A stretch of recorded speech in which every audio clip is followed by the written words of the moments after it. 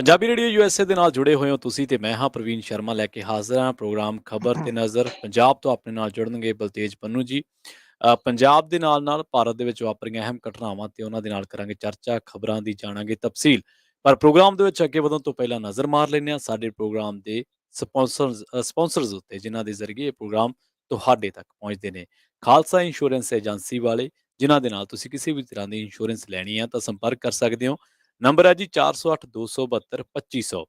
ਟਿਰਕੀਆਨਾ immigration law firm ਵਾਲੇ ਜੇ ਟਿਰਕੀਆਨਾ immigration ਬਾਬਤ ਕਿਸੇ ਵੀ ਤਰ੍ਹਾਂ ਦੀ ਸਲਾਹ ਕਰਨੀ ਹੈ ਤਾਂ ਉਹਨਾਂ ਦੇ ਨਾਲ ਸੰਪਰਕ ਕੀਤਾ ਜਾ ਸਕਦਾ ਹੈ। ਨੰਬਰ ਹੈ ਜੀ 415-909-0503। Gurdeep Singh Virdi Clovis, Satnam Singh Shergill Selma, Manjit Singh Deewana, Buta Singh Ranipur Fresno, Charanjit Singh Badwal, Pyara Singh, Rahul Gurpal Gill Sacramento, Resham Singh Nijjar Yuba City, Mandeep Singh Kalon Modesto, Ravinder Singh, Pritam Singh, Gurmeet Singh, Surinder Kaur Thind Bakersfield, Gurmel Liddar Bakersfield, Mandeep Singh, Sarabjit Kaur San Jose, Zander group ਵਾਲੇ ਜਿਨ੍ਹਾਂ ਦੇ ਨਾਲ ਤੁਸੀਂ ਕਿਸੇ ਵੀ ਤਰ੍ਹਾਂ ਦਾ ਘਰ ਖਰੀਦਣਾ ਜਾਂ ਹੈ ਵੇਚਣਾ ਜਾਂ ਲੈਣਾ ਹੋਮ ਲੋਨ ਤਾਂ ਸੰਪਰਕ ਕਰ ਸਕਦੇ ਹੋ। ਨੰਬਰ ਹੈ ਜੀ 855-905-2575।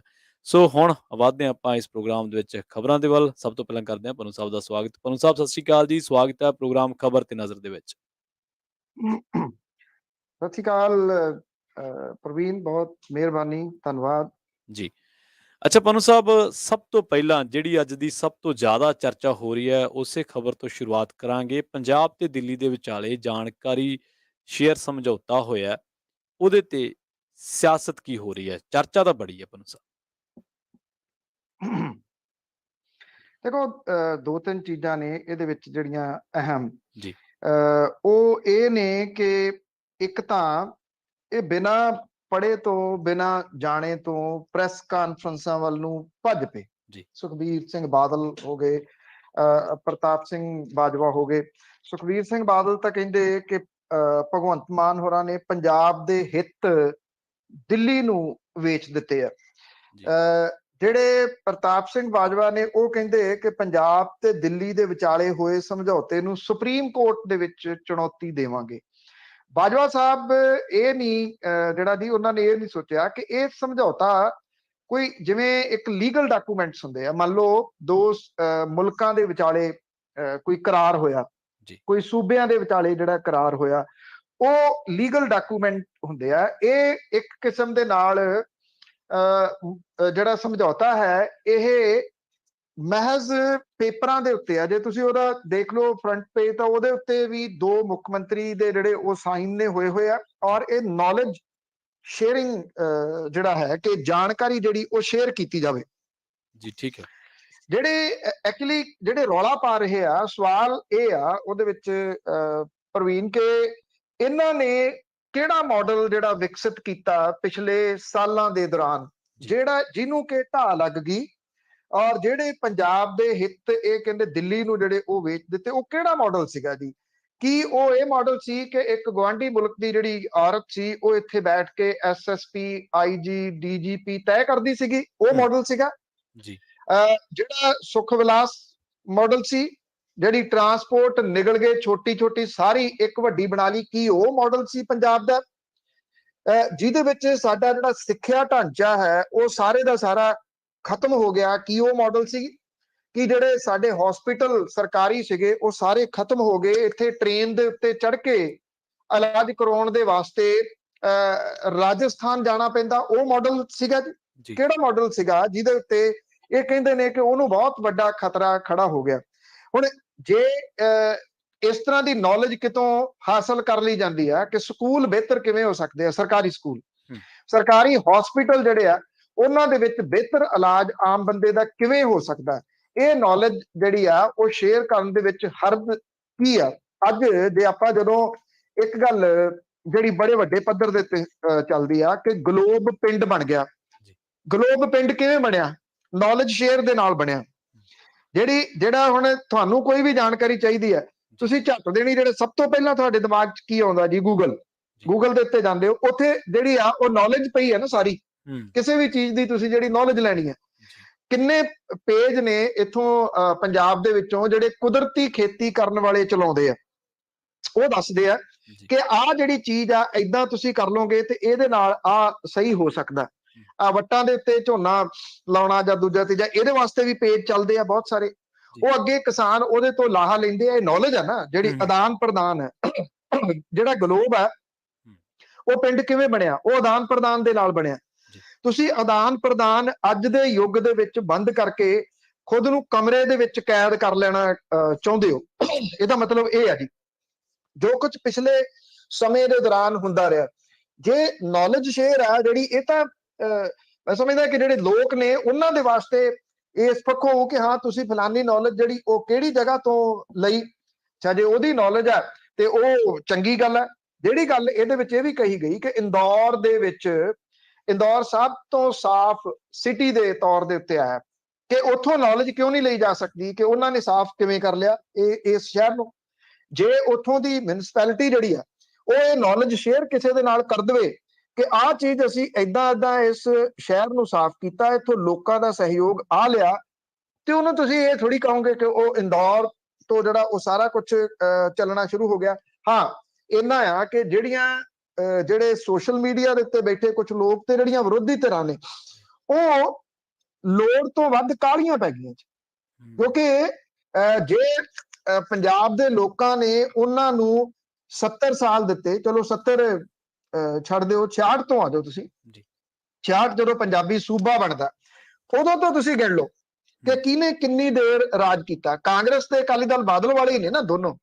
ਜੇ ਲੋਕਾਂ ਨੇ ਇੰਨੇ ਸਾਲ ਉਹਨਾਂ ਨੂੰ ਦੇ ਛੱਡੇ ਕਿ ਕਿਸੇ ਤਰੀਕੇ ਦੇ ਨਾਲ ਪੰਜਾਬ ਦਾ ਕੁਝ ਸੌਰ ਜੇ, ਉਹਨਾਂ ਕੋਲ ਨਹੀਂ ਹੋਇਆ ਨਾ ਕੁਝ, ਉਹ ਫੇਲ ਨੇ।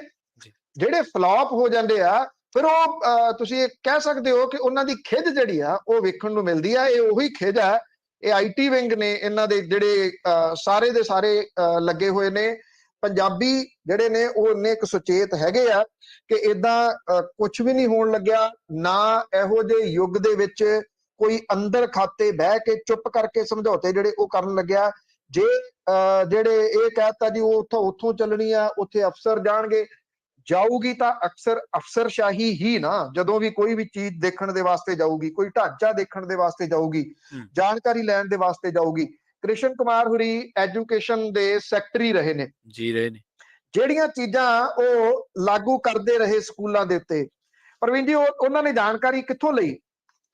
ਕਿਸੇ ਨਾ ਕਿਸੇ ਜਗ੍ਹਾ ਤੋਂ ਜਾਣਕਾਰੀ ਉਹਨਾਂ ਨੇ ਲਈ ਨਾ। ਉਹ ਨੌਲੇਜ ਲੈ ਕੇ ਉਹ ਇੰਪਲੀਮੈਂਟ ਕਰਦੇ ਰਹੇ। ਇਹ ਠੀਕ ਹੈ, ਉਹ ਕਿੰਨਾ ਸਫਲ ਹੋ ਸਕੇ ਉਹ ਬਾਅਦ ਵਾਲੀ ਗੱਲ ਹੈ, ਕਰਦੇ ਤਾਂ ਰਹੇ ਨਾ। ਇਹ ਤਾਂ ਹੈ, ਇੱਕ ਹੋ ਹੱਲਾ ਤਾਂ ਮਚਿਆ ਰਿਹਾ ਨਾ ਕਿ ਕ੍ਰਿਸ਼ਨ ਕੁਮਾਰ ਹੁਰੀ ਸਖਤ ਨੇ, ਸਖਤ ਸੁਭਾਅ ਦੇ ਨੇ। ਹੁਣ ਉਹ ਇੱਥੇ ਲਾ ਦਿੱਤੇ ਮਾਈਨਿੰਗ ਦੇ ਵਿੱਚ। ਉਹਨਾਂ ਨੇ ਉਸ ਦਿਨ ਤੋਂ ਜਿੱਦਣ ਦੇ ਮਾਈਨਿੰਗ ਦੇ ਵਿੱਚ ਲਾਏ ਨੇ, ਮਾਈਨਿੰਗ ਵਾਲੇ ਭੱਜੇ ਕਿਉਂ ਫਿਰਦੇ ਨੇ? ਕਿਉਂਕਿ ਕਿਤੋਂ ਨਾ ਕਿਤੋਂ ਨੌਲੇਜ ਲੈ ਕੇ ਤਾਂ ਆਲੇ ਦੁਆਲੇ ਤੋਂ ਉਹ ਇਸ ਫੀਲਡ ਦੇ ਵਿੱਚ ਕੰਮ ਕਰ ਰਹੇ ਨੇ ਨਾ। ਪਿਛਲੇ ਦਿਨਾਂ ਦੇ ਵਿੱਚ ਜਿਹੜੇ ਮੁੱਖ ਮੰਤਰੀ ਨੇ ਉਹ ਆ ਕੇ ਇੱਥੇ ਗਏ ਨੇ, ਦਿੱਲੀ ਦੇ ਸਕੂਲਾਂ ਨੂੰ ਵੇਖ ਕੇ ਗਏ ਨੇ। ਉਹਦੇ ਨਾਲ ਇਹ ਥੋੜੀ ਹੈ ਜੀ ਕਿ ਉੱਥੇ ਵੀ ਇਹ ਸਾਰਾ ਕੁਝ ਕੰਟਰੋਲ ਹੋ ਗਿਆ। ਆਈ ਥਿੰਕ ਜਿਹੜੇ ਆਦਾਨ ਪ੍ਰਦਾਨ ਹੈ, ਜਾਣਕਾਰੀ ਦਾ ਜਿਹੜਾ ਨੌਲੇਜ ਦਾ ਆਦਾਨ ਪ੍ਰਦਾਨ ਹੈ, ਤੁਸੀਂ ਪ੍ਰੋਗਰਾਮ ਤੋਂ ਸ਼ੁਰੂ ਹੋਣ ਤੋਂ ਪਹਿਲਾਂ ਆਫ ਦੀ ਏਅਰ ਕਹਿ ਰਹੇ ਸੀ ਕਿ ਮੈਂ ਜਿਹੜਾ ਜੀ ਉਹ ਕੁਝ ਜਾਣਨਾ। ਕਿਉਂ ਜਾਣਨਾ ਚਾਹੁੰਦੇ ਹੋ? ਜਿਹੜੀ ਹੋ ਸਕਦਾ ਮੇਰੇ ਕੋਲੇ ਮਾੜੀ ਮੋਟੀ ਤੁਹਾਡੇ ਨਾਲੋਂ ਵੱਧ ਨੌਲੇਜ ਹੋਵੇ, ਜੇ ਉਹ ਨੌਲੇਜ ਮੈਂ ਸ਼ੇਅਰ ਕਰਦਾ ਤੁਹਾਡੇ ਨਾਲ ਪ੍ਰਵੀਨ ਜੀ, ਉਹ ਘਟਦੀ ਥੋੜੀ ਹੈ ਜੀ, ਕਿਉਂਕਿ ਉਹ ਨੌਲੇਜ ਮੇਰੀ ਕੋਈ ਪ੍ਰਾਪਰਟੀ ਨਹੀਂ ਗੀ, ਉਹ ਮੈਂ ਕਿਸੇ ਜਗ੍ਹਾ ਤੋਂ ਲਈ ਹੋਈ ਹੈ। ਆਫਟਰ ਆਲ ਮੈਂ ਜਿਹੜੇ ਮੇਰੇ ਤੋਂ ਸੀਨੀਅਰ ਨੇ, ਜਿਹੜੇ ਲਿਖਦੇ ਨੇ, ਮੈਂ ਉਹਨਾਂ ਨੂੰ ਪੜ੍ਹਦਾ, ਮੈਂ ਉਹਨਾਂ ਨੂੰ ਸੁਣਦਾ, ਉਸ ਜਗ੍ਹਾ ਤੋਂ ਮੈਂ ਨੌਲੇਜ ਲੈਣਾ। ਅੱਗੇ ਜਿਹੜੀ ਨੌਲੇਜ ਹੈ ਉਹ ਜਿਹੜੇ ਲਿਸਨਰ ਨੇ, ਜਿਹੜੇ ਸਰੋਤੇ ਨੇ, ਉਹਨਾਂ ਨੂੰ ਦੇਈਦੀ ਹੈ। ਇਹ ਆਦਾਨ ਪ੍ਰਦਾਨ ਹੀ ਤਾਂ ਵਰਲਡ ਪੱਧਰ ਦੇ ਉੱਤੇ ਜਿਹੜਾ ਚੱਲ ਰਿਹਾ, ਜਿਹਨੇ ਕਿ ਗਲੋਬ ਨੂੰ ਇੱਕ ਪਿੰਡ ਬਣਾ ਦਿੱਤਾ। ਜੀ। ਅੱਛਾ ਪਨੂ ਸਾਹਿਬ, ਇੱਕ ਅਗਲੀ ਖਬਰ ਕਰੀਏ, ਜਾਖੜ ਸਾਹਿਬ ਦੀ ਗੱਲ ਕਰੀਏ ਤੇ ਜਾਖੜ ਸਾਹਿਬ ਕੋਲੇ ਦੱਸਦੇ ਵੀ ਜਾਖੜ ਸਾਹਿਬ ਤਾਂ ਉਹਦੇ ਸਾਰੇ ਖੋਲੇ ਆ, ਸੀਗਾ ਕਿਹੜਾ ਉਹਨਾਂ ਕੋਲੇ? ਇਹੀ ਸਵਾਲ ਹੈ ਜੀ। ਇਹ ਸ਼ਾਇਦ ਹੋ ਸਕਦਾ ਹੈ ਕਿ ਇਹ ਸਵਾਲ ਦਾ ਜਵਾਬ ਸੋਨੀਆ ਗਾਂਧੀ ਹੋਰਾਂ ਦੇ ਕੋਲੇ ਵੀ ਨਾ ਹੋਵੇ, ਕਿਉਂਕਿ ਉਹਨਾਂ ਨੂੰ ਰეკਮੈਂਡ ਕਰਕੇ ਭੇਜਿਆ ਅਨੁਸ਼ਾਸਨੀ ਕਮੇਟੀ ਨੇ। ਇਹ ਕਿਹਾ ਕਿ ਜਾਖੜ ਸਾਹਿਬ ਨੂੰ 2 ਸਾਲ ਦੇ ਵਾਸਤੇ ਸਸਪੈਂਡ ਕਰ ਦਿਓ ਕਾਂਗਰਸ ਤੋਂ। ਇੱਕ ਨਾ ਕਾਮੇਡੀ ਸੀਗੀ ਦੇਰ ਪਹਿਲਾਂ ਦੀ, ਉਹਦੇ ਵਿੱਚ ਇੱਕ ਜਿਹੜਾ ਕਾਮੇਡੀਅਨ ਆ ਉਹ ਖਬਰਾਂ ਪੜ੍ਹਦਾ ਤੇ ਦੂਜਾ ਜਿਹੜਾ ਕਾਮੇਡੀਅਨ ਆ ਉਹਦੇ ਉੱਤੇ ਟਿੱਪਣੀ ਕਰਦਾ।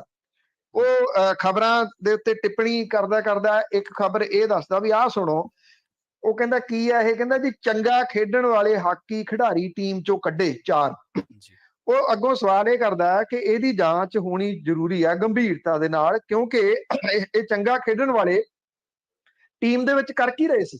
ਹੂੰ ਕਾਂਗਰਸ ਦੀ ਸਥਿਤੀ ਵੀ ਇਸੇ ਤਰ੍ਹਾਂ ਦੀ ਜਿਹੜੀ ਆ ਉਹ ਬਣਦੀ ਜਾ ਰਹੀ ਹੈ। ਜੀ ਜਾਖੜ ਪਰਿਵਾਰ ਜਿਹੜਾ ਟਕਸਾਲੀ ਕਾਂਗਰਸੀ ਪਰਿਵਾਰ ਹੈ, ਔਰ ਜਿਹੜਾ ਵੋਟ ਬੈਂਕ ਹੈ ਆਫਟਰ ਆਲ, ਉਹ ਜਿਹੜੀਆਂ ਪਾਰਟੀਆਂ ਨੇ, ਹਾਂ ਪੰਜਾਬ ਦੇ ਵਿੱਚ ਥੋੜੀ ਸਿਚੁਏਸ਼ਨ ਬਦਲੀ ਆ ਇਸ ਵਾਰੀ, ਇਹ ਕਿੰਨੀ ਦੇਰ ਬਦਲੀ ਰਹਿੰਦੀ ਆ ਕੱਲ ਵਾਲੀ ਗੱਲ ਹੈ। ਅਦਰਵਾਈਜ਼ ਜਿਹੜੀਆਂ ਪਾਰਟੀਆਂ ਨੇ ਉਹ ਇੱਕ ਜਿਹੜਾ ਵੋਟ ਬੈਂਕ ਲੈ ਕੇ ਤੁਰਦੀਆਂ ਨੇ ਨਾ ਘਰੋਂ, ਫਿਰ ਬਾਕੀ ਜਿਹੜੇ ਉਹਨਾਂ ਨੇ ਵੋਟ ਬੈਂਕ ਅੱਗੋਂ ਪ੍ਰਭਾਵਿਤ ਕਰ ਲੈਂਦੇ ਆ। ਕਾਂਗਰਸ ਜਿਹੜੀ ਆ ਉਹ ਹਿੰਦੂ ਭਾਈਚਾਰੇ ਦੇ ਵਿੱਚ ਉਹਦਾ ਆਧਾਰ ਹੈਗਾ, ਅੱਜ ਵੀ ਪੜ੍ਹਿਆ ਲਿਖਿਆਂ ਦੇ ਵਿੱਚ ਆਧਾਰ ਉਹਦਾ ਹੈਗਾ, ਇਹ ਮੰਨਣ ਵਾਲੀ ਗੱਲ ਹੈ। ਜੇ ਸੁਨੀਲ ਜਾਖੜ ਹੋਰਾਂ ਨੂੰ ਉਹ ਛਾਂਗ ਕੇ ਸੁੱਟ ਦੇਣਾ ਚਾਹੁੰਦੀ ਆ, ਤੇ ਪੰਜਾਬ ਦੇ ਵਿੱਚ ਉਹਨਾਂ ਦੇ ਕੋਲੇ ਕਿਹੜਾ ਹਿੰਦੂ ਫੇਸ ਹੈ, ਹਿੰਦੂ ਭਾਈਚਾਰੇ ਦਾ ਫੇਸ ਹੈ ਜਿਹਨੂੰ ਉਹ ਮੂਹਰੇ ਲਾ ਕੇ ਤੁਰੂਗੀ। ਮੂਹਰੇ ਲਾਇਆ ਗਿਆ ਇੱਕ ਨੂੰ, ਭਾਰਤ ਭੂਸ਼ਣ ਆਸ਼ੂ ਨੂੰ। ਭਾਰਤ ਭੂਸ਼ਣ ਆਸ਼ੂ ਹੋਰਾਂ ਦੇ ਉੱਤੇ ਕਰਪਸ਼ਨ ਦੇ ਕਿੰਨੇ ਦੋਸ਼ ਲੱਗਦੇ ਆ, ਇਹ ਕਦੀ ਹੋ ਸਕਦਾ ਕਿ ਕਾਂਗਰਸ ਨੂੰ ਨਾ ਪਤਾ ਹੋਵੇ ਔਰ ਕਾਂਗਰਸ ਜਾਣਦੀ ਨਾ ਹੋਵੇ। ਜੀ ਸੁਨੀਲ ਜਾਖੜ ਹੋਰਾਂ ਦੇ ਉੱਤੇ ਕੋਈ ਕਰਪਸ਼ਨ ਦਾ ਦੋਸ਼ ਤਾਂ ਨਹੀਂ ਲੱਗਦਾ। ਜਦੋਂ ਕੈਪਟਨ ਅਮਰਿੰਦਰ ਸਿੰਘ ਤੇ ਨਵਜੋਤ ਸਿੰਘ ਸਿੱਧੂ ਹੋਰਾਂ ਦੇ ਵਿਚਾਲੇ ਪੇਚਾ ਪੈ ਗਿਆ, ਜਦੋਂ ਨਵਜੋਤ ਸਿੰਘ ਸਿੱਧੂ ਹੋਰੀ 3 ਸਾਲ ਦੇ ਮੌਨ ਤੋਂ ਬਾਅਦ ਵਾਪਸ ਪਰਤੇ ਤੇ ਉਹਨਾਂ ਨੇ ਹਮਲੇ ਕਰਨੇ ਸ਼ੁਰੂ ਕੀਤੇ ਕੈਪਟਨ ਅਮਰਿੰਦਰ ਸਿੰਘ ਹੋਰਾਂ ਦੇ ਉੱਤੇ, ਤੇ ਹਾਈ ਕਮਾਂਡ ਨੇ ਜਦੋਂ ਵਾਰੀ ਆਈ ਕਿ ਹੁਣ ਉਹਨਾਂ ਨੇ ਚੇਂਜ ਕਰਨੀ ਹੈ, ਤੇ ਉਹਨਾਂ ਨੇ ਕੀਤਾ ਕਿ ਉਸ ਅਹੁਦੇ ਦੇ ਉੱਤੇ ਲਗਾਤਾਰ ਕੰਮ ਕਰ ਰਹੇ ਸੁਨੀਲ ਜਾਖੜ ਨੂੰ ਲਾ ਕੇ ਪਰਾਂ ਕਰਤਾ। ਹੁਣ ਕੈਪਟਨ ਅਮਰਿੰਦਰ ਸਿੰਘ ਤੇ ਨਵਜੋਤ ਸਿੰਘ ਸਿੱਧੂ ਦੀ ਲੜਾਈ ਦੇ ਵਿਚਾਲੇ ਸੁਨੀਲ ਜਾਖੜ ਦਾ ਕੀ ਕਸੂਰ ਸੀਗਾ, ਇਹ ਸਮਝ ਨਹੀਂ ਲੱਗੀ ਜੀ। ਲਾਂਭੇ ਉਹਨੂੰ ਕੀਤਾ ਗਿਆ, ਅਹੁਦਾ ਉਹਦੇ ਤੋਂ ਵਾਪਸ ਲੈ ਲਿਆ ਗਿਆ ਔਰ ਪ੍ਰਧਾਨਗੀ ਤੋਂ ਪਾਸੇ ਕਰਕੇ ਉਹਨੂੰ ਬਿਠਾ ਦਿੱਤਾ। ਜੇ ਗੁਰਦਾਸਪੁਰ ਦੇ ਵਿੱਚ ਲੋਕ ਸਭਾ ਦੀ ਸੀਟ ਲੜਾਉਣੀ ਹੈ ਤੇ ਉੱਥੇ ਪਾਰਟੀ ਨੂੰ ਲੱਗਦਾ ਕਿ ਹਿੰਦੂ ਭਾਈਚਾਰੇ ਦੀ ਵੋਟ ਜ਼ਿਆਦੀ ਆ, ਇਸ ਕਰਕੇ ਉੱਥੇ ਫਾਈਟ ਜਿਹੜੇ ਦੇ ਸਕਦੇ ਆ ਉਹ ਸੁਨੀਲ ਜਾਖੜ ਦੇ ਸਕਦੇ ਆ। ਮੈਂ ਕਵਰੇਜ ਦੇ ਦੌਰਾਨ ਗੁਰਦਾਸਪੁਰ ਉਦੋਂ 19 ਦੀਆਂ ਚੋਣਾਂ ਦੇ ਵਿੱਚ ਗਿਆ, ਉਸ ਏਰੀਏ ਦੇ ਵਿੱਚ ਜਾ ਕੇ ਜਿੱਥੋਂ ਸੁਨੀਲ ਜਾਖੜ ਹੋਰੀ ਜਿਸ ਤਰੀਕੇ ਦੀ ਮਿਹਨਤ ਕਰ ਰਹੇ ਸੀ ਉਹ ਵੇਖਣ ਵਾਲੀ ਸੀ। ਨਹੀਂ ਸਫਲ ਹੋਏ, ਉਹ ਆਪਣੀ ਜਗ੍ਹਾ ਦੇ ਉੱਤੇ ਆ, ਪਰ ਕਾਂਗਰਸ ਨੂੰ ਕੌਣ ਜਿਹੜਾ ਜੀ ਇਸ ਤਰ੍ਹਾਂ ਦੀਆਂ ਸਲਾਹਾਂ ਦੇ ਰਿਹਾ, ਇਹ ਬੜੇ ਆਪਣੇ ਆਪ ਦੇ ਵਿੱਚ ਸਵਾਲ ਖੜੇ ਹੋ ਰਹੇ ਨੇ। ਸੁਨੀਲ ਜਾਖੜ ਹੋਰਾਂ ਨੇ ਇਹ ਗੱਲ ਕਹੀ ਆ ਕਿ ਕਾਂਗਰਸ ਦੀ ਜਿਹੜੀ ਹਾਈ ਕਮਾਂਡ ਹੈ ਉਹ ਕੰਨਾਂ ਦੀ ਕੱਚੀ ਹੈ। ਉਹ ਕਹਿੰਦੇ ਇੱਕ ਜਾਣੇ ਦੇ ਕਹੇ ਦੇ ਉੱਤੇ ਨੋਟਿਸ ਦਿੱਤਾ ਗਿਆ। ਹੁਣ ਇਹ ਜਾਣਾ ਕੌਣ ਹੈ, ਇਹ ਅੰਬਿਕਾ ਸੋਨੀ ਹੈ, ਕਿਉਂਕਿ ਜਦੋਂ ਮੁੱਖ ਮੰਤਰੀ ਬਣਾਉਣ ਦੀ ਵਾਰੀ ਆਈ ਸੀ ਤੇ ਜਾਖੜ ਸਾਹਿਬ ਨੂੰ 42 ਵਿਧਾਇਕਾਂ ਨੇ ਕਿਹਾ ਸੀਗਾ ਕਿ ਮੁੱਖ ਮੰਤਰੀ ਬਣਾ ਦਿਓ, ਨਹੀਂ ਬਣਾਇਆ ਕਿਉਂਕਿ ਅੰਬਿਕਾ ਸੋਨੀ ਨੇ ਰੋਕ ਲਿਆ। ਹੁਣ ਉਹਨਾਂ ਦਾ ਦਰਦ ਜਿਹੜਾ ਇਹ ਸਮਝਿਆ ਜਾ ਸਕਦਾ ਨਾ ਸੁਨੀਲ ਜਾਖੜ ਹੋਰਾਂ ਦਾ, ਵੀ ਇੱਕ ਬੰਦੇ ਨੇ ਇੰਨੀ ਉਮਰ ਲਾਤੀ ਪਾਰਟੀ 'ਚ, ਜੇ ਉਹਦੀ ਕ੍ਰੈਡੀਬਿਲਿਟੀ ਦੇ ਆਧਾਰ ਦੇ ਉੱਤੇ 42 ਵਿਧਾਇਕਾਂ ਨੇ ਕਹਿਤਾ ਕਿ ਇਹਨੂੰ ਬਣਾ ਦਿਓ ਮੁੱਖ ਮੰਤਰੀ, ਤੇ ਇੱਕ ਬੀਬੀ ਦੇ ਬਿਆਨ ਦੇ ਉੱਤੇ ਉਹਨੂੰ ਮੁੱਖ ਮੰਤਰੀ ਇਸ ਕਰਕੇ ਨਹੀਂ ਬਣਾਇਆ ਜਾਂਦਾ ਕਿ ਉਹ ਇਹ ਕਹਿੰਦੀ ਆ ਨਹੀਂ ਹਿੰਦੂ ਜਿਹੜਾ ਭਾਈਚਾਰੇ ਦਾ ਬੰਦਾ ਮੁੱਖ ਮੰਤਰੀ ਨਹੀਂ ਬਣ ਸਕਦਾ ਪੰਜਾਬ ਦੇ ਵਿੱਚ। ਇਹ ਕਾਂਗਰਸ ਦੇ ਸੰਵਿਧਾਨ 'ਚ ਲਿਖਿਆ ਜਾਂ ਭਾਰਤ ਦੇ ਸੰਵਿਧਾਨ 'ਚ ਲਿਖਿਆ ਵੀ ਇਹ ਹਿੰਦੂ ਭਾਈਚਾਰੇ ਦੇ ਵਿੱਚੋਂ ਕੋਈ ਮੁੱਖ ਮੰਤਰੀ ਨਹੀਂ ਬਣ ਸਕਦਾ? ਕਿਉਂ ਨਹੀਂ ਬਣ ਸਕਦਾ? ਤੇ ਹੁਣ ਜੇ ਤੁਸੀਂ ਦੂਜੇ ਪਾਸੇ ਦੇਖੋ ਤਾਂ ਪ੍ਰਸ਼ਾਂਤ ਕਿਸ਼ੋਰ ਜਿਹੜਾ ਉਹ ਕਾਂਗਰਸ ਕਹਿੰਦਾ ਮੈਂ ਕਾਂਗਰਸ 'ਚ ਸ਼ਾਮਲ ਨਹੀਂ ਹੋਣਾ, ਸ਼ਾਇਦ ਇਹੋ ਜਿਹੇ ਲੋਕਾਂ ਕਰਕੇ ਉਹਨੇ ਕਿਹਾ ਹੋਊਗਾ। ਦੂਜਾ ਉਹਨੇ ਨਵਜੋਤ ਸਿੰਘ ਸਿੱਧੂ ਨੇ ਜਿਹੜੀ ਆਦੀ ਫੋਟੋ ਪਾਤੀ ਪ੍ਰਸ਼ਾਂਤ ਕਿਸ਼ੋਰ ਦੇ ਨਾਲ, ਉਹਨੇ ਕਈ ਕਿਸਮ ਦੀਆਂ ਚਰਚਾਵਾਂ ਹੋਰ ਛੇੜ ਦਿੱਤੀਆਂ। ਭਾਰਤੀ ਜਨਤਾ ਪਾਰਟੀ ਇੱਕ ਨਾਰਾ ਦਿੰਦੀ ਹੈ ਕਾਂਗਰਸ ਮੁਕਤ ਭਾਰਤ। ਮੈਨੂੰ ਲੱਗਦਾ ਕਿ ਭਾਰਤੀ ਜਨਤਾ ਪਾਰਟੀ ਨੂੰ ਬਹੁਤਾ ਜ਼ਿਆਦਾ ਤਰੱਦਦ ਇਹਨਾਂ ਦਿਨਾਂ ਦੇ ਵਿੱਚ ਕਰਨਾ ਨਹੀਂ ਪੈ ਰਿਹਾ, ਕਿਉਂਕਿ ਕਾਂਗਰਸ ਆਪ ਹੀ ਇਹ ਕੰਮ ਲਗਭਗ ਕਰੀ ਜਾ ਰਹੀ ਹੈ। ਹਾਂਜੀ ਬਿਲਕੁਲ। ਤਾਂ ਅਗਲੀ ਖਬਰ ਵੱਲ ਪੰਨੂ ਸਾਹਿਬ ਵਧੀਏ। ਸਾਬਕਾ ਨੌਕਰਸ਼ਾਹਾਂ ਨੇ ਪ੍ਰਧਾਨ ਮੰਤਰੀ ਨੂੰ ਚਿੱਠੀ ਲਿਖੀ ਹੈ। ਕੀ ਲਿਖਿਆ ਚਿੱਠੀ 'ਚ? ਐਕਚੁਅਲੀ ਕੀ ਹੈ ਕਿ ਜੋ ਕੁਝ ਮੁਲਕ ਦੇ ਵਿੱਚ ਚੱਲ ਰਿਹਾ ਉਹ ਖਤਰਨਾਕ ਹੈ, ਔਰ ਉਹਨੂੰ ਉਦੋਂ ਜ਼ਿਆਦਾ ਖਤਰਨਾਕ ਹੈ ਜੀ ਜਿਹੜੀ ਬੁੱਧੀਜੀਵੀ ਵਰਗ ਦੀ ਧਾਰੀ ਹੋਈ ਚੁੱਪ। ਇਹ ਨਹੀਂ ਹੈ ਕਿ ਬੁੱਧੀਜੀਵੀ ਵਰਗ ਬਿਲਕੁਲ ਨਹੀਂ ਬੋਲ ਰਿਹਾ, ਜੇ ਕੋਈ ਬੋਲਦਾ ਤੇ ਉਹ ਅੰਦਰ ਜਿਹੜਾ ਉਹ ਧੱਕ ਦਿੱਤਾ ਜਾਂਦਾ, ਉਹਨਾਂ ਦੀਆਂ ਫਿਰ ਜ਼ਮਾਨਤਾਂ ਵਗੈਰਾ ਨਹੀਂ ਹੁੰਦੀਆਂ। ਇਹ 100 ਤੋਂ ਵੱਧ ਸਾਬਕਾ ਰਿਟਾਇਰਡ ਆਫੀਸਰ ਨੇ, ਸਾਬਕਾ ਨੌਕਰਸ਼ਾਹ ਨੇ, ਉਹਨਾਂ ਨੇ ਇਹ ਚਿੱਠੀ ਪ੍ਰਧਾਨ ਮੰਤਰੀ ਹੋਰਾਂ ਨੂੰ ਲਿਖੀ ਆ। ਚਿੱਠੀ ਲਿਖ ਕੇ ਉਹਨਾਂ ਨੇ ਇਹ ਉਮੀਦ ਜ਼ਾਹਰ ਕੀਤੀ ਆ ਕਿ ਭਾਜਪਾ ਦੇ ਕੰਟਰੋਲ ਹੇਠਲੀਆਂ ਸਰਕਾਰਾਂ ਦੇ ਵੱਲੋਂ ਕੀਤੀ ਜਾ ਰਹੀ ਨਫ਼ਰਤੀ ਸਿਆਸਤ ਇਹਨੂੰ ਠੱਲ ਪਾਉਣ ਦੇ ਵਾਸਤੇ ਪ੍ਰਧਾਨ ਮੰਤਰੀ ਕੋਈ ਸਟੈਪ ਚੁੱਕਣਗੇ। ਜੀ ਚਿੱਠੀ ਦੇ ਵਿੱਚ ਉਹ ਲਿਖਦੇ ਆ ਕਿ ਅਸੀਂ ਇਹ ਵੇਖ ਰਹੇ ਹਾਂ ਕਿ ਨਫ਼ਰਤ ਦਾ ਜਨੂਨ ਦੇਸ਼ ਦੇ ਅੰਦਰ ਤਬਾਹੀ ਲਿਆ ਰਿਹਾ, ਤੇ ਇਹਦੇ ਵਿੱਚ ਸਿਰਫ ਇੱਕ ਜਿਹੜਾ ਘੱਟ ਗਿਣਤੀ ਭਾਈਚਾਰੇ ਦੇ ਮੈਂਬਰਾਂ ਨੂੰ ਹੀ ਨਿਸ਼ਾਨਾ ਨਹੀਂ ਬਣਾਇਆ ਜਾ ਰਿਹਾ, ਬਲਕਿ ਇਹਦੀ ਮਾਰ ਸੰਵਿਧਾਨ ਨੂੰ ਵੀ ਪੈ ਰਹੀ ਹੈ। ਇਹਦੇ ਉੱਤੇ 108 ਸਾਬਕਾ ਨੌਕਰਸ਼ਾਹਾਂ ਦੇ ਦਸਖਤ ਨੇ। ਉਹ ਇਹ ਕਹਿੰਦੇ ਆ ਕਿ ਸਾਬਕਾ ਨੌਕਰਸ਼ਾਹ ਹੋਣ ਕਰਕੇ ਅਸੀਂ ਆਮ ਤੌਰ ਤੇ ਅਜਿਹੇ ਹਾਲਾਤਾਂ ਦੇ ਬਾਰੇ ਕੁਝ ਨਹੀਂ ਬੋਲਦੇ, ਪਰ ਜਿਸ ਤਰ੍ਹਾਂ ਸਾਡੇ ਬਾਨੀਆਂ ਦੇ ਵੱਲੋਂ ਬਣਾਏ ਸੰਵਿਧਾਨ ਨੂੰ ਤਬਾਹ ਕੀਤਾ ਜਾ ਰਿਹਾ, ਸਾਨੂੰ ਆਪਣਾ ਗੁੱਸਾ ਤੇ ਰੋਸ ਪ੍ਰਗਟਾਉਣ ਲਈ ਮਜਬੂਰ ਹੋਣਾ ਪੈ ਰਿਹਾ। ਉਹ ਲਿਖਦੇ ਆ ਕਿ ਪਿਛਲੇ ਕੁਝ ਸਾਲਾਂ ਦੇ ਦੌਰਾਨ ਤੇ ਲੰਘੇ ਕੁਝ ਮਹੀਨਿਆਂ ਦੇ ਵਿੱਚ ਘੱਟ ਗਿਣਤੀ ਭਾਈਚਾਰਿਆਂ ਤੇ ਖਾਸ ਕਰਕੇ ਇੱਕ ਘੱਟ ਗਿਣਤੀ ਭਾਈਚਾਰੇ ਦੇ ਉੱਤੇ ਅਸਮ, ਦਿੱਲੀ, ਗੁਜਰਾਤ, ਹਰਿਆਣਾ, ਕਰਨਾਟਕਾ, ਮੱਧ ਪ੍ਰਦੇਸ਼ ਦੇ ਵਿੱਚ ਨਫ਼ਰਤੀ ਹਿੰਸਾ ਦੀਆਂ ਘਟਨਾਵਾਂ ਵਾਪਰੀਆਂ ਨੇ। ਉਹਨਾਂ ਚਿੱਠੀ ਦੇ ਵਿੱਚ ਲਿਖਿਆ ਕਿ ਦਿੱਲੀ ਨੂੰ ਛੱਡ ਕੇ, ਜਿੱਥੇ ਪੁਲਿਸ ਕੇਂਦਰ ਸਰਕਾਰ ਦੇ ਕੰਟਰੋਲ ਦੇ ਹੇਠ ਹੈ, ਬਾਕੀ ਸਾਰੇ ਸੰਬੰਧਿਤ ਸੂਬਿਆਂ ਦੇ ਵਿੱਚ ਭਾਜਪਾ ਦੀ ਸਰਕਾਰ ਹੈ। ਉਹਨਾਂ ਨੇ ਇਹ ਵੀ ਕਿਹਾ ਕਿ ਉਹਨਾਂ ਦਾ ਇਹ ਮੰਨਣਾ ਹੈ ਕਿ ਸਿਰਫ ਸੰਵਿਧਾਨ ਦੀ ਨੈਤਿਕਤਾ ਤੇ ਵਿਹਾਰ ਲਈ ਨਹੀਂ, ਬਲਕਿ ਦੇਸ਼ ਦੇ ਵਿਲੱਖਣ ਸਮਾਜਿਕ ਤਾਣੇ ਬਾਣੇ ਲਈ ਵੀ ਖਤਰਾ ਹੈ।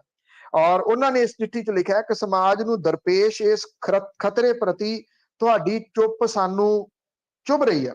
ਜਿਨ੍ਹਾਂ ਨੇ ਸਾਈਨ ਕੀਤੇ ਆ ਉਹਨਾਂ ਦੇ ਵਿੱਚੋਂ ਜਿਹੜੇ ਅਹਿਮ ਨੇ, ਸਾਬਕਾ ਲੈਫਟੀਨੈਂਟ ਗਵਰਨਰ, ਜਿਹੜੇ ਦਿੱਲੀ ਦੇ ਸਾਬਕਾ ਲੈਫਟੀਨੈਂਟ ਗਵਰਨਰ ਨੇ ਨਜੀਬ ਜੰਗ, ਸਾਬਕਾ ਕੌਮੀ ਸੁਰੱਖਿਆ ਸਲਾਹਕਾਰ ਸ਼ਿਵ ਸ਼ੰਕਰ ਮੈਨਨ, ਸਾਬਕਾ ਵਿਦੇਸ਼ ਸਕੱਤਰ ਸੁਜਾਤਾ ਸਿੰਘ, ਸਾਬਕਾ ਗ੍ਰਹਿ ਸਕੱਤਰ ਜੀ.ਕੇ. ਪਿੱਲਈ, ਸਾਬਕਾ ਪ੍ਰਧਾਨ ਮੰਤਰੀ ਡਾਕਟਰ ਮਨਮੋਹਨ ਸਿੰਘ ਦੇ ਪ੍ਰਿੰਸੀਪਲ ਸੈਕਟਰੀ ਟੀ.ਕੇ.ਏ. ਨਾਇਰ ਇਹਦੇ ਵਿੱਚ ਸ਼ਾਮਲ ਨੇ।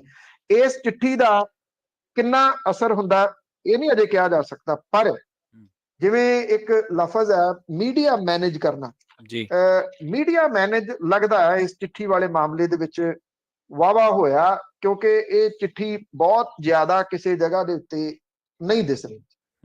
ਬਿਲਕੁਲ ਬਿਲਕੁਲ ਮੀਡੀਆ ਮੈਨੇਜਮੈਂਟ ਤਾਂ ਕਹਿਣਾ ਪੈਂਦਾ ਭਾਜਪਾ ਦੀ ਜੋ ਮੀਡੀਆ ਮੈਨੇਜਮੈਂਟ ਹੈ। ਪਨੂ ਸਾਹਿਬ, ਸਮੇਤ ਸੈਣੀ ਦੀ ਗੱਲ ਕਰੀਏ, ਗ੍ਰਿਫਤਾਰੀ ਤੋਂ ਬਚਣ ਵਾਸਤੇ ਮੋਹਾਲੀ ਦੀ ਅਦਾਲਤ ਦੇ ਵਿੱਚ ਗਿਆ ਸੀਗਾ ਸਮੇਤ ਸੈਣੀ, ਜ਼ਮਾਨਤ ਅਰਜ਼ੀ ਲੈ ਕੇ, ਦੱਸਦੇ ਰੱਦ ਹੋ ਗਈ। ਦੇਖੋ, ਕਈ ਲੋਕ ਇਹ ਕਹਿੰਦੇ ਆ ਕਿ ਉਹ ਕਾਨੂੰਨ ਨਾਲ ਬਹੁਤ ਖੇਡਿਆ, ਇਹਦੇ 'ਚ ਕੋਈ ਸ਼ੱਕ ਵਾਲੀ ਗੱਲ ਨਹੀਂ ਗੀ। ਜੀ ਮੈਂ ਅਕਸਰ ਕਹਿੰਦਾ ਕਿ ਲੋਕ ਜਿਹੜੇ ਕਹਿੰਦੇ ਆ ਕਿ ਕਾਨੂੰਨ ਦੀਆਂ ਹੱਥ ਬਹੁਤ ਲੰਬੇ ਹੁੰਦੇ ਆ, ਮੈਨੂੰ ਇਹ ਲੱਗਦਾ ਹੁੰਦਾ ਕਿ ਜਿਹੜੇ ਕਾਨੂੰਨ ਦੇ ਨਾਲ ਖੇਡਣ ਵਾਲੇ ਇਸ ਤਰ੍ਹਾਂ ਦੇ ਅਫਸਰ ਨੇ, ਉਹਨਾਂ ਦੇ ਹੱਥ ਕਾਨੂੰਨ ਨਾਲੋਂ ਜ਼ਿਆਦਾ ਲੰਬੇ ਆ, ਕਿਉਂਕਿ ਕਾਨੂੰਨ ਇੰਪਲੀਮੈਂਟ ਉਹਨਾਂ ਨੇ ਕਰਨਾ ਹੁੰਦਾ ਤੇ ਕਾਨੂੰਨ ਵਿਚਲੀਆਂ ਚੋਰ ਮੋਰੀਆਂ ਨੂੰ ਇਹ ਲੋਕ ਬਹੁਤ ਭਲੀ ਭਾਂਤ ਜਾਣਦੇ ਆ। ਜੇ ਤੁਸੀਂ 96 ਦੇ ਕਿਤੇ ਪ੍ਰਕਾਸ਼ ਸਿੰਘ ਬਾਦਲ ਹੋਰਾਂ ਦੇ ਬਿਆਨ ਦੇਖ ਲਓ ਤੇ ਉਹਦੇ ਵਿੱਚ ਹਰ ਜਗ੍ਹਾ ਦੇ ਉੱਤੇ ਉਹ ਇੱਕ ਗੱਲ ਕਹਿੰਦੇ ਸੀ ਕਿ ਪੰਜਾਬ ਦੇ ਵਿੱਚ ਪੰਜਾਬ ਦੇ ਨੌਜਵਾਨਾਂ ਦੀ ਨਸਲਕੁਸ਼ੀ ਕਰਨ ਵਾਲੇ ਅਫਸਰਾਂ ਨੂੰ ਲਿਆ ਕੇ ਕਟਹਿਰੇ 'ਚ ਖੜੇ ਕਰਾਂਗੇ। ਜੀ ਇਹ ਅੱਜ ਵੀ ਉਹ ਪਏ ਹੋਣਗੇ, ਤੁਹਾਨੂੰ ਗੂਗਲ ਤੇ ਲੱਭ ਜਾਣਗੇ ਬਿਆਨ। ਤੇ ਜਦੋਂ ਸਰਕਾਰ ਆਉਂਦੀ ਆ ਫਿਰ ਸਮੇਧ ਸੈਣੀ ਵਰਗੇ ਬੰਦੇ ਨੂੰ ਪ੍ਰਮੋਟ ਕਰਨਾ ਉਹ ਸ਼ੁਰੂ ਕਰਦੇ ਨੇ, ਤੇ ਸਰਕਾਰ ਚਲੇ ਜਾਂਦੀ ਆ 2002 ਦੇ ਵਿੱਚ, ਪਰ 7 'ਚ ਫੇਰ ਆਉਂਦੀ ਆ। ਉਦੋਂ ਬਾਅਦ ਉਹੀ ਤਰੱਕੀ ਉੱਥੋਂ ਫੇਰ ਸਟਾਰਟ ਹੋ ਜਾਂਦੀ ਆ ਤੇ ਉਹਨੂੰ ਸਭ ਤੋਂ ਉੱਚ ਅਹੁਦੇ ਤੱਕ ਜਿਹੜਾ ਪਹੁੰਚਾਉਂਦਾ ਉਹ ਪੰਥਕ ਸਰਕਾਰ ਅਖਵਾਉਣ ਵਾਲੇ ਜਿਹੜੇ ਆ ਉਹ ਪਹੁੰਚਾਉਂਦੇ ਆ। ਔਰ ਬੇਸ਼ੱਕ ਅਜੇ ਉਹਨੂੰ ਕਾਨੂੰਨ ਦੇ ਹੱਥ ਪਏ ਨਹੀਂਗੇ, ਜਿਹੜੇ ਸਿੱਧੇ ਰੂਪ ਦੇ ਵਿੱਚ ਪੈਂਦੇ ਆ।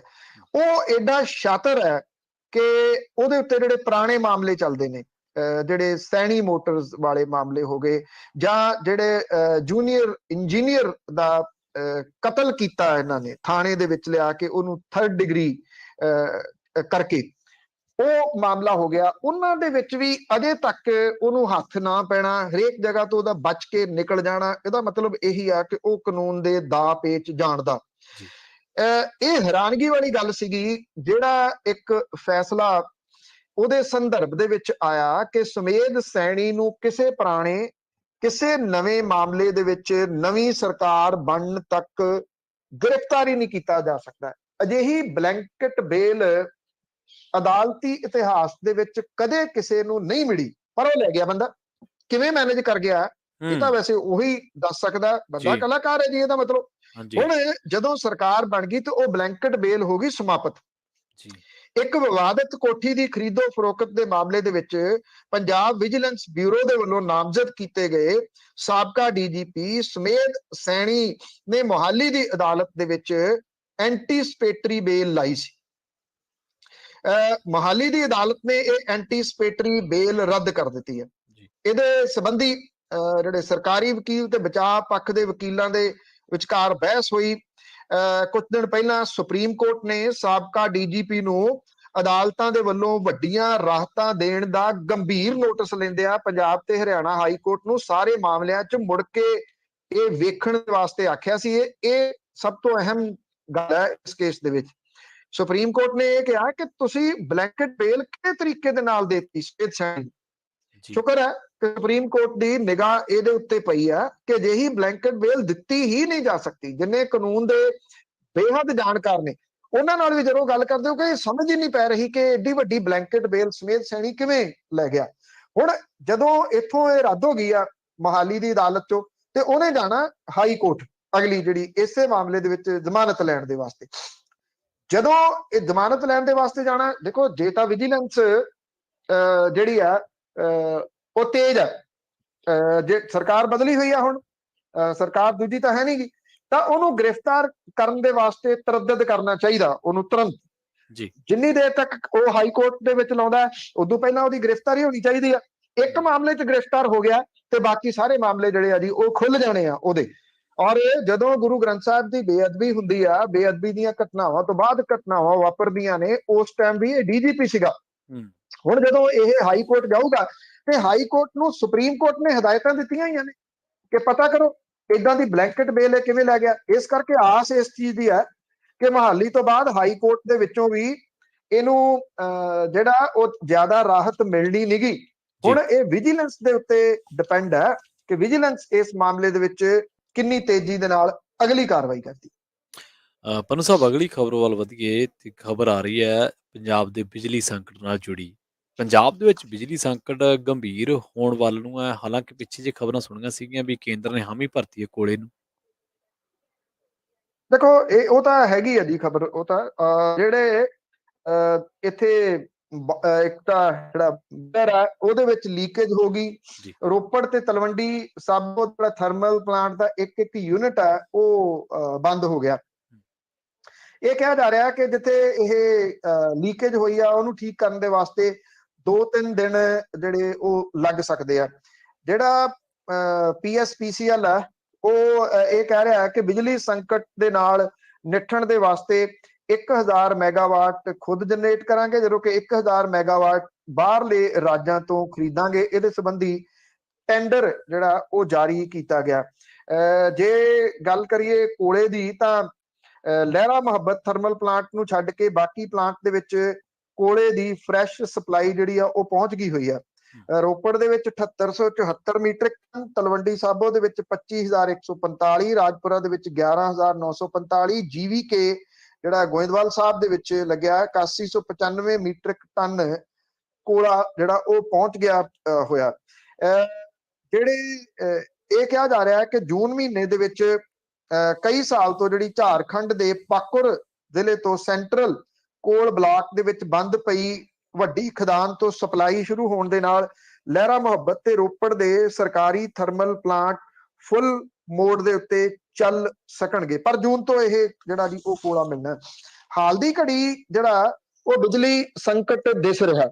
ਇੱਕ ਤਾਂ ਗਰਮੀ ਬਹੁਤ ਆ ਔਰ ਇਸ ਵਾਰੀ ਗਰਮੀ ਆਈ ਬਹੁਤ ਅਰਲੀ ਹੈ ਔਰ ਇਹਦੇ ਕਰਕੇ ਜਿਹੜੀ ਬਿਜਲੀ ਦੀ ਡਿਮਾਂਡ ਹੈ ਉਹ ਬਹੁਤ ਵੱਧ ਗਈ। ਡਿਮਾਂਡ ਵਧਣ ਕਰਕੇ ਉਨੀ ਜਿਹੜੀ ਉਹ ਪ੍ਰੋਡਿਊਸ ਨਹੀਂ ਹੋ ਰਹੀ ਬਿਜਲੀ।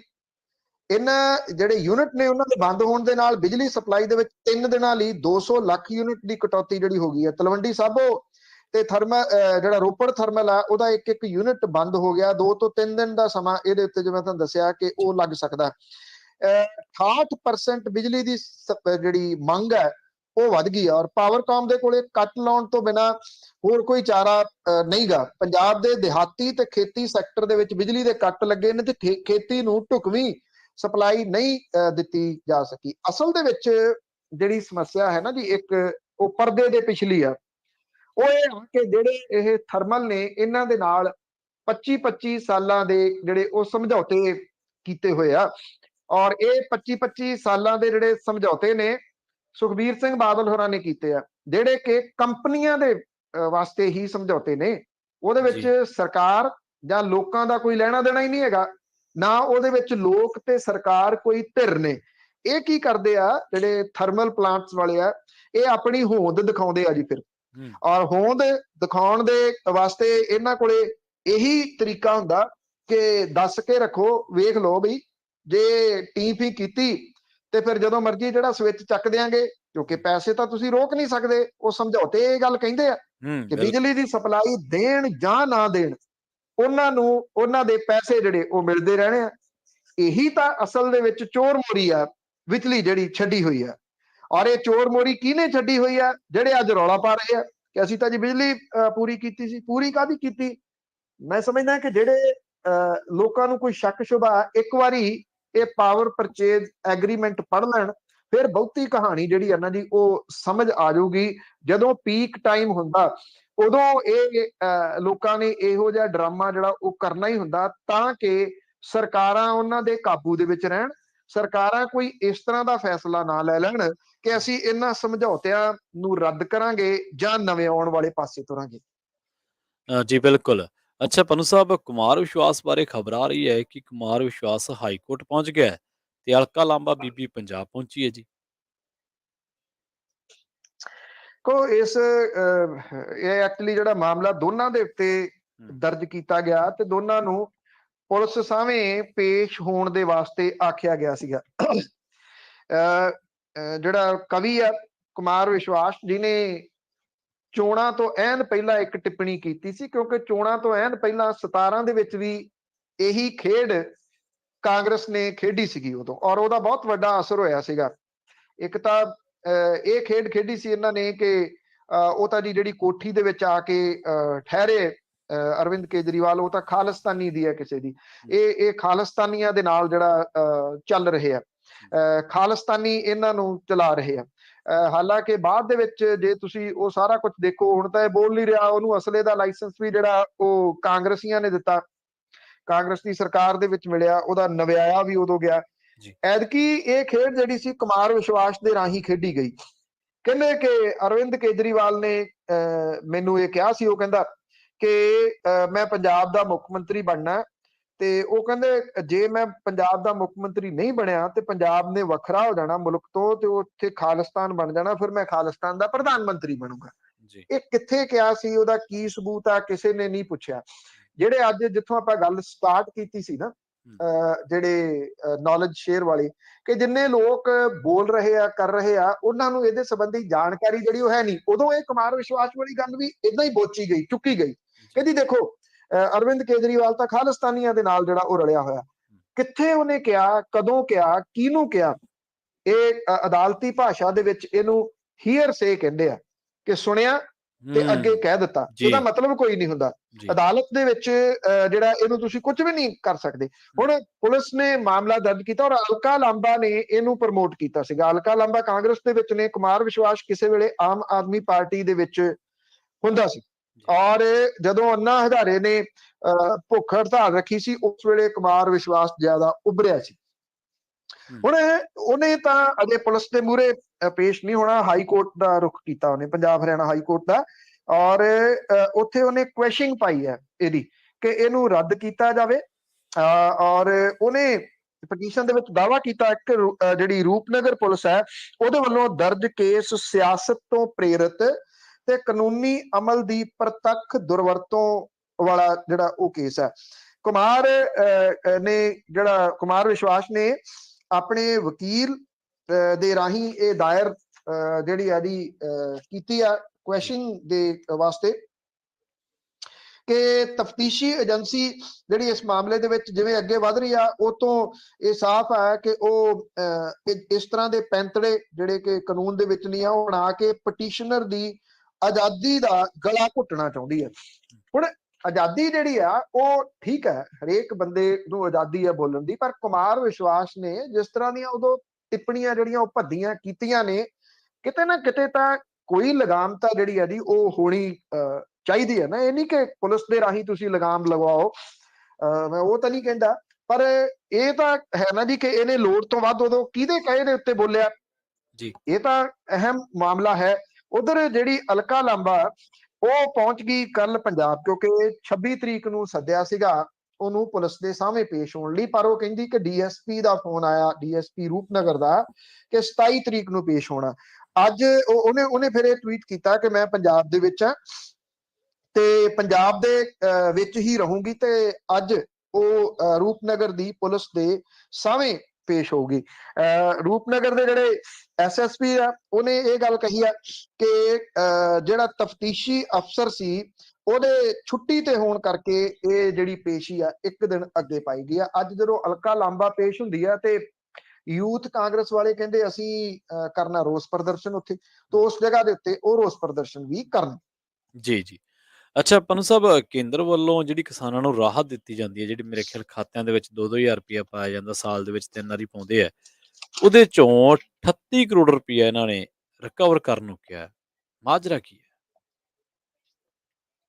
ਇਹਨਾਂ ਜੀ ਉਹਦਾ ਨਾਮ ਹੈਗਾ ਪ੍ਰਧਾਨ ਮੰਤਰੀ ਕਿਸਾਨ सम्मान निधि योजना। ਜੀ ਇਹਦੇ ਵਿੱਚ ਸੂਬੇ ਦੇ 35,414 ਕਿਸਾਨ ਜਿਹੜੇ ਆ ਉਹ ਬਣਾਏ ਗਏ ਆ ਲਾਭਪਾਤਰੀ, ਕਿ ਉਹਨਾਂ ਨੂੰ ਇਹ ਪੈਸੇ ਦਿੱਤੇ ਜਾਣ। ਜੀ ਕਿਸਾਨਾਂ ਦੇ ਖਾਤੇ ਆਧਾਰ ਤੇ ਪੈਨ ਦੇ ਨਾਲ ਲਿੰਕ ਹੋਣ ਕਰਕੇ ਇਹ ਇੱਕ ਗੜਬੜੀ ਸਾਹਮਣੇ ਆਈ ਹੈ। ਸਭ ਤੋਂ ਜ਼ਿਆਦਾ ਕਿਸਾਨ ਜਿਨ੍ਹਾਂ ਦੇ ਖਾਤਿਆਂ ਦੇ ਵਿੱਚ ਇਹ ਪੈਸੇ ਚਲੇ ਗਏ ਉਹ ਕਿਸਾਨ ਹੋਣਗੇ ਨਹੀਂ, ਪਰ ਇਹ ਕਿਹਾ ਗਿਆ ਕਿਸਾਨ ਹੈ, ਉਹ ਸੰਗਰੂਰ ਤੇ ਪਟਿਆਲੇ ਤੋਂ ਨੇ। ਸੰਗਰੂਰ ਦੇ ਵਿੱਚ 42,069, ਜਦੋਂ ਕਿ ਪਟਿਆਲੇ ਦੇ ਵਿੱਚ 30,000 ਕਿਸਾਨ ਜਿਹੜੇ ਨੇ ਉਹ ਨਕਲੀ ਕਿਸਾਨ ਬਣੇ ਹੋਏ ਨਿਕਲੇ। ਜੀ ਖੇਤੀਬਾੜੀ ਤੇ ਕਿਸਾਨ ਕਲਿਆਣ ਵਿਭਾਗ ਨੂੰ 6,000 ਸਾਲਾਨਾ ਮਿਲਣ ਵਾਲੀ ਰਕਮ ਰਿਕਵਰ ਕਰਨ ਦੇ ਹੁਕਮ ਜਿਹੜੇ ਉਹ ਦਿੱਤੇ ਗਏ ਆ। ਕੇਂਦਰ ਨੇ ਦਸੰਬਰ 21 ਦੀ ਮੀਟਿੰਗ ਤੋਂ ਬਾਅਦ ਸੂਬੇ ਦੀ ਸਰਕਾਰ ਨੂੰ ਲਿਖਿਆ ਸੀ, ਪਰ ਹੋਇਆ ਇਹ ਕਿ ਪੰਜਾਬ ਦੇ ਵਿੱਚ ਕਿਉਂਕਿ ਚੋਣਾਂ ਆ ਗਈਆਂ ਤੇ 4 ਜਨਵਰੀ 2022 ਨੂੰ ਜਿਹੜਾ ਇਹ ਹੁਕਮ ਵਿਭਾਗ ਦੀਆਂ ਫਾਈਲਾਂ ਦੇ ਵਿੱਚ ਸੀਗਾ, ਵਿਭਾਗ ਨੇ ਕੋਈ ਐਕਸ਼ਨ ਨਹੀਂ ਲਿਆ, ਨਾ ਕੋਈ ਰਿਕਵਰੀ ਕੀਤੀ, ਕਿਉਂਕਿ ਉਦੋਂ ਜਿਹੜੀ ਸਰਕਾਰ ਸੀ ਉਹਨੇ ਸੋਚਿਆ ਹੋਊਗਾ ਕਿ ਜੇ ਰਿਕਵਰੀ ਕੀਤੀ ਤੇ ਸਾਡੇ ਵੋਟਾਂ ਉਲਟ ਜਿਹੜੀਆਂ ਉਹ ਚਲੇ ਜਾਣਗੀਆਂ, ਇਹ ਸਾਡੇ ਖਿਲਾਫ ਹੋ ਜਾਣਗੇ। ਤੇ ਹੁਣ ਕੀ ਹੋਇਆ ਕਿ ਜਿਨ੍ਹਾਂ ਨੇ ਪਿਛਲੇ ਸਾਲ ਇਨਕਮ ਟੈਕਸ ਰਿਟਰਨ ਫਾਈਲ ਕੀਤੀ ਆ, ਉਹਦੇ ਵਿੱਚ ਕੁਝ ਕਿਸਾਨਾਂ ਦੀ ਮੌਤ ਹੋ ਚੁੱਕੀ ਆ, ਜਦੋਂ ਕਿ ਕੁਝ ਪਰਿਵਾਰਾਂ ਦੇ ਵਿੱਚੋਂ ਇੱਕ ਤੋਂ ਜ਼ਿਆਦਾ ਜਿਹੜੇ ਆ ਉਹਨਾਂ ਨੇ ਇਹਦਾ ਲਾਭ ਲਿਆ ਹੋਇਆ ਜੀ। ਸੂਬੇ ਦੇ ਵਿੱਚ ਇਹ ਰਕਮ 38 ਕਰੋੜ ਰੁਪਏ ਦੇ ਕਰੀਬ ਬਣਦੀ ਆ। ਵਿੱਤ ਮੰਤਰੀ ਪੰਜਾਬ ਹਰਪਾਲ ਸਿੰਘ ਚੀਮਾ ਨੇ ਇਹ ਗੱਲ ਕਹੀ ਹੈ ਕਿ ਕਿਸਾਨ सम्मान निधि योजना ਦੇ ਤਹਿਤ ਕਿਸਾਨਾਂ ਤੋਂ ਰਿਕਵਰੀ ਦਾ ਮਾਮਲਾ ਪੇਚੀਦਾ ਹੋ ਗਿਆ, ਔਰ ਇਹਦੇ ਸੰਬੰਧੀ ਸਾਰੇ ਕਾਨੂੰਨ ਜਿਹੜੇ ਨੇ ਉਹਨਾਂ ਦੇ ਉੱਤੇ ਸੂਬਾ ਸਰਕਾਰ ਵਿਚਾਰ ਕਰ ਰਹੀ ਹੈ। ਸੂਬੇ ਦੇ ਕਿਸਾਨਾਂ ਤੋਂ ਅਜੇ ਰਿਕਵਰੀ ਨੂੰ ਲੈ ਕੇ ਕੋਈ ਫੈਸਲਾ ਨਹੀਂ ਲਿਆ ਗਿਆ। ਇਹ ਹਰਪਾਲ ਸਿੰਘ ਚੀਮਾ ਕਹਿੰਦੇ ਨੇ। ਕਿਉਂ ਫੈਸਲਾ ਨਹੀਂ ਲਿਆ ਗਿਆ ਜੀ? ਜੇ ਕਿਸੇ ਨੇ ਇਹ ਗਲਤ ਪੈਸਾ ਲਿਆ ਜੀ ਜਿਹੜਾ 38 ਕਰੋੜ ਰੁਪਇਆ ਨਕਲੀ ਕਿਸਾਨ ਬਣ ਕੇ ਉਹਨਾਂ ਨੇ ਇਹ ਪੈਸੇ ਲਏ ਆ, ਤੇ ਇਹ ਤੁਰੰਤ ਰਿਕਵਰੀ ਜਿਹੜੀ ਉਹ ਹੋਣੀ ਚਾਹੀਦੀ ਹੈ। ਕਿਉਂ ਨਹੀਂ ਜਿਹੜੀ ਹੋ ਰਹੀ? ਬਜਾਏ ਇਹਦੇ ਕਿ ਇਹ ਕਹਿਣਾ ਕਿ ਅਜੇ ਇਹਦੇ ਉੱਤੇ ਕੋਈ ਫੈਸਲਾ ਨਹੀਂ ਲਿਆ, ਸਰਕਾਰ ਨੂੰ ਕੁਝ ਮਾਮਲਿਆਂ ਦੇ ਉੱਤੇ ਸਖਤ ਸਟੈਂਡ ਜਿਹੜੇ ਉਹ ਲੈਣੇ ਪੈਣਗੇ। ਸੰਗਰੂਰ ਦੇ ਵਿੱਚ 42,069, ਪਟਿਆਲੇ ਦੇ ਵਿੱਚ 30,000, ਫਾਜ਼ਿਲਕਾ 13,332, ਗੁਰਦਾਸਪੁਰ ਦੇ ਵਿੱਚ 12,832, ਪਠਾਨਕੋਟ ਦੇ ਵਿੱਚ 9723, ਨਵਾਂਸ਼ਹਿਰ ਡਿਸਟ੍ਰਿਕਟ ਦੇ ਵਿੱਚ 1104, ਕਪੂਰਥਲਾ ਦੇ ਵਿੱਚ 736 ਜਿਹੜੇ ਨਕਲੀ ਕਿਸਾਨ ਬਣ ਕੇ ਜਿਨ੍ਹਾਂ ਨੇ ਇਹ ਪੈਸੇ ਖਾਤਿਆਂ ਦੇ ਵਿੱਚ ਜਿਹੜੇ ਆ ਉਹ ਪਾਏ ਆ, ਜੇ ਪਵਾਏ ਆ ਇਹਨਾਂ ਨੇ। ਔਰ ਜਿਹੜਾ ਇਹ ਕਿਹਾ ਜਾ ਰਿਹਾ ਹੈ ਕਿ ਇਹਦਾ ਹੁਣ ਫਾਰਮੂਲਾ ਕੀ ਹੈ ਰਿਕਵਰੀ ਦਾ, ਇਹ ਪੇਚੀਦਾ ਮਾਮਲਾ ਹੈਗਾ ਜੀ, ਇਹਦੇ ਚ ਕੋਈ ਸ਼ੱਕ ਵਾਲੀ ਗੱਲ ਨਹੀਂ। ਕਿਵੇਂ ਉਹ ਰਿਕਵਰ ਜਿਹੜਾ ਉਹ ਕਰਨਗੇ, ਉਹਦੇ ਵਾਸਤੇ ਨੋਟਿਸ ਦੇਣੇ ਪੈਣਗੇ। ਜਦੋਂ ਨੋਟਿਸ ਦਿਓਗੇ ਤੇ ਵਿਰੋਧੀ ਧਿਰਾਂ ਉਹਨੂੰ ਵੀ ਉਸ ਤਰੀਕੇ ਦੇ ਨਾਲ ਨੌਲੇਜ ਸ਼ੇਅਰ ਵਾਲੇ ਮਾਮਲੇ ਵਾਂਗੂ ਚੁੱਕਣਗੇ। ਦੇਖੋ ਜੀ, ਇਹ ਤਾਂ ਕਿਸਾਨਾਂ ਦੇ ਵਿਰੋਧ ਦੇ ਵਿੱਚ ਨੇ। ਜੇ ਕੋਈ ਹੇਰਾ ਫੇਰੀ ਦੇ ਨਾਲ ਪੈਸੇ ਲੈ ਰਿਹਾ, ਕਿਉਂਕਿ ਜਿਹੜੇ ਇਹਦੇ ਲਾਭਪਾਤਰੀ ਬਣਦੇ ਆ ਸਹੀ, ਉਹਨਾਂ ਦੇ ਕੋਲੇ ਇਹ ਪੈਸੇ ਜਾਣੇ ਚਾਹੀਦੇ ਆ, ਨਾ ਕਿ ਬੋਗਸ ਲੋਕਾਂ ਦੇ ਕੋਲੇ। ਜੀ ਜੀ ਜੀ ਪੰਨੂ ਸਾਹਿਬ, ਇਹਨਾਂ ਖਾਸ ਖਬਰਾਂ ਤੇ ਅਹਿਮ ਜਾਣਕਾਰੀਆਂ ਦੇਣ ਦੇ ਲਈ ਤੁਹਾਡਾ ਬਹੁਤ ਬਹੁਤ ਧੰਨਵਾਦ। ਮਿਹਰਬਾਨੀ, ਧੰਨਵਾਦ। ਜੀ, ਜੀ। ਸੋ ਦਰਸ਼ਕੋ ਸਰੋਤੇ ਸਨ ਆਪਣੇ ਨਾਲ ਪੰਜਾਬ ਤੋਂ ਬਲਤੇਜ ਪੰਨੂ ਜੀ, ਜਿਨ੍ਹਾਂ ਦੇ ਨਾਲ ਆਪਾਂ ਕੇਂਦਰ ਵੱਲੋਂ ਜਿਹੜੀ ਕਿਸਾਨਾਂ ਨੂੰ ਮਦਦ ਮਿਲਦੀ ਹੈ ਤੇ ਕੇਂਦਰ ਨੇ 38 ਕਰੋੜ ਰੁਪਈਆ ਰਿਕਵਰ ਕਰਨ ਨੂੰ ਕਿਹਾ, ਉਸ ਤੋਂ ਲੈ ਕੇ ਤੇ ਪੰਜਾਬ ਤੇ ਦਿੱਲੀ ਦੇ ਵਿੱਚ ਸਰਕਾਰਾਂ ਦੇ ਵਿਚਾਲੇ ਜਿਹੜੇ ਸਮਝੌਤੇ ਸਹੀਬੱਧ ਹੋਏ ਆ ਜਾਣਕਾਰੀ ਸ਼ੇਅਰ ਕਰਨ ਵਾਲੇ, ਉਹਨਾਂ ਦੇ ਉੱਤੇ ਚਰਚਾ ਕੀਤੀ ਹੈ। ਜਾਂਦੇ-ਜਾਂਦੇ ਸਾਡੇ ਸਪਾਂਸਰਸ ਉੱਤੇ ਇੱਕ ਨਜ਼ਰ ਫੇਰ ਤੋਂ ਮਾਰਦੇ ਚੱਲਦੇ ਹਾਂ ਜੀ। ਖਾਲਸਾ ਇੰਸ਼ੋਰੈਂਸ ਏਜੰਸੀ ਵਾਲੇ ਸਾਡੇ ਪ੍ਰੋਗਰਾਮ ਦੇ ਸਪਾਂਸਰ ਨੇ। ਕਿਸੇ ਵੀ ਤਰ੍ਹਾਂ ਦੀ ਇੰਸ਼ੋਰੈਂਸ ਲੈਣੀ ਹੈ ਤਾਂ ਇਹਨਾਂ ਦੇ ਨਾਲ ਸੰਪਰਕ ਕੀਤਾ ਜਾ ਸਕਦਾ ਹੈ ਜੀ। ਨੰਬਰ ਹੈ 408 272 2500। ਤਿਰਕੀਆਨਾ ਇਮੀਗ੍ਰੇਸ਼ਨ ਲਾਅ ਫਰਮ ਵਾਲੇ, ਜੇ ਤਿਰਕੀਆਨਾ ਇਮੀਗ੍ਰੇਸ਼ਨ ਬਾਬਤ ਕੋਈ ਸਵਾਲ ਹੈ, ਸਲਾਹ ਕਰਨੀ ਹੈ ਤਾਂ ਇਹਨਾਂ ਦੇ ਨਾਲ ਸੰਪਰਕ ਕਰ ਸਕਦੇ ਹੋ। ਨੰਬਰ ਹੈ ਜੀ 415 909 0503। ਜ਼ੈਂਡਰ ਗਰੁੱਪ ਵਾਲੇ, ਜਿੱਥੇ ਕਿਤੇ ਵੀ ਤੁਸੀਂ ਘਰ ਲੈਣਾ ਹੈ, ਘਰ ਖਰੀਦਣਾ ਹੈ, ਘਰ ਵੇਚਣਾ ਜਾਂ ਲੈਣਾ ਹੋਮ ਲੋਨ, ਤਾਂ ਇਹਨਾਂ ਦੇ ਨਾਲ ਸੰਪਰਕ ਕਰ ਸਕਦੇ ਹੋ ਜੀ। ਨੰਬਰ ਹੈ 855 905 2575। ਸੋ ਅੱਜ ਦੇ ਇਸ ਪ੍ਰੋਗਰਾਮ ਖਬਰ ਤੇ ਨਜ਼ਰ ਨੂੰ ਆਪਾਂ ਇੱਥੇ ਹੀ ਸਮਾਪਤ ਕਰਦੇ ਹਾਂ। ਪੰਜਾਬੀ ਰੇਡੀਓ USA ਨੂੰ ਆਪਣਾ ਪਿਆਰ ਇਸ ਤਰ੍ਹਾਂ ਦਿੰਦੇ ਰਹੋ। ਤੁਹਾਡਾ ਸਾਰਿਆਂ ਦਾ ਬਹੁਤ ਬਹੁਤ ਧੰਨਵਾਦ।